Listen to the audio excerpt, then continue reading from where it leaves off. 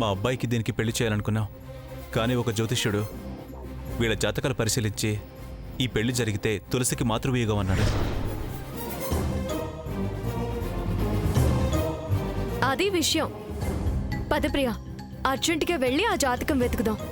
అది చూపిస్తేనే కానీ ఆ దుర్గమ్మ రోగం కుదరదు. మావయ్యకి నిజం తెలిసి రాదు. అప్పుడు ఇంకా ఆదిత్యతో నా పెళ్లికి ఏ ఆటంకం ఉండదమ్మా. పద పద.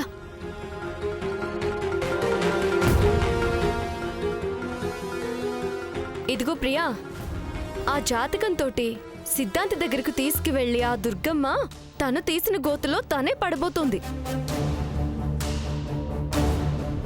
మామయ్య అబద్ధం నమ్మానని మనకు అన్యాయం చేశానని పశ్చాత్తాపడి మన దగ్గరికి రాక తప్పదు. చూడు, జాగ్రత్తగా చూడు. అయ్యో, జాతకం తులసి, జాతకం కనిపించడం లేదే.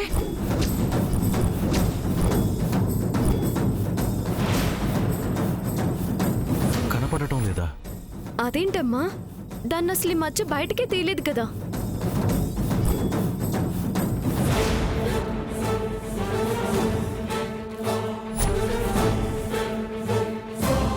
ఇంకా ఎంతసేపు మనం ఇక్కడ వెయిటింగ్? ఫోన్ చేయ ఒకసారి దానికి.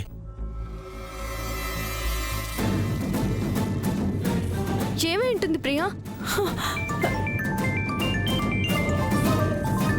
ఆ దుర్గమ్మనే మామయ్య ఫోన్ చేయమని ఉంటాడు. వస్తున్నావా? వస్తున్నానత్తయ్య. వస్తున్నానని కట్ చేసింది. బయలుదేరిందా? వస్తున్నానని కట్ చేసిందండి.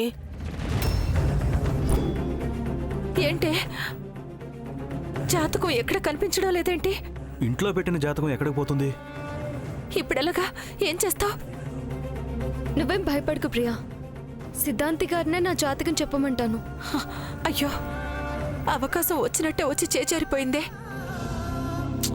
ఏం కాదులే ప్రియా, తులసి సిద్ధాంతి దగ్గర చెప్పిస్తానంటుంది కదా.